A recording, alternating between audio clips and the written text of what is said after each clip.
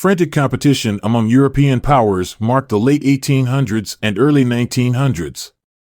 The strength of a nation was measured by the scope of its wealth and resources, the amount of land it held, and the size of its army and navy. The leaders of many countries believed that a nation could only achieve its political and economic goals if it had a strong military, a belief known as militarism. Conscript armies grew in most countries, in which young men were required to undergo a year or two of military training and were then sent home as reserves to be mobilized or called to action when needed for fighting. Naval budgets increased every year, especially in Great Britain and Germany. No country wanted to be without allies if war broke out, so two major military alliances took hold. Germany, fearful of being hemmed in by enemies on its east and west, signed an agreement with Austria-Hungary to support each other in a European war. Russia and France reached a similar agreement. Militarists increasingly viewed their nation's armed forces as above criticism. And many greatly admired such military values as self-sacrifice, discipline, and obedience.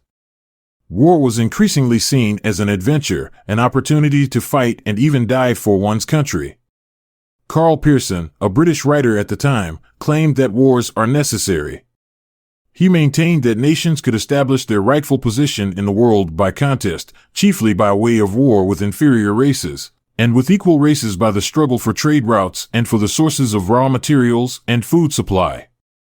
Others held similar views. Count Theobald von Bethmann-Hollweg, the Chancellor of Germany at the turn of the 20th century, claimed that the old saying still holds good that the weak will be the prey of the strong.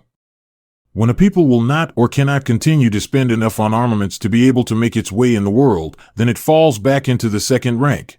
For Pearson, Hollweg, and other Europeans, a nation was more than a country.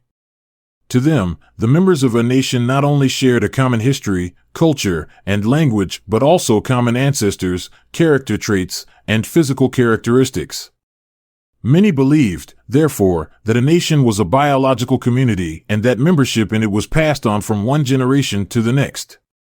In other words, belief in a nation was similar to what many believed about race.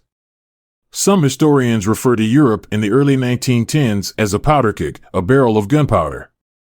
European nations were eager for war to prove their superiority over other nations. They had growing militaries, and they had joined together to form opposing military alliances, pledging to support their partner nations in case of war. Like a barrel of gunpowder, the smallest spark could make everything explode. The spark that set off World War I came on June 28, 1914, when a young Serbian patriot shot and killed Archduke Franz Ferdinand, the heir to the Austro-Hungarian Empire, Austria, in the city of Sarajevo. The assassin was a supporter of the Kingdom of Serbia, and within a month the Austrian army invaded Serbia. As a result of the military alliances that had formed throughout Europe, the entire continent was soon engulfed in war. Because European nations had numerous colonies around the world, the war soon became a global conflict.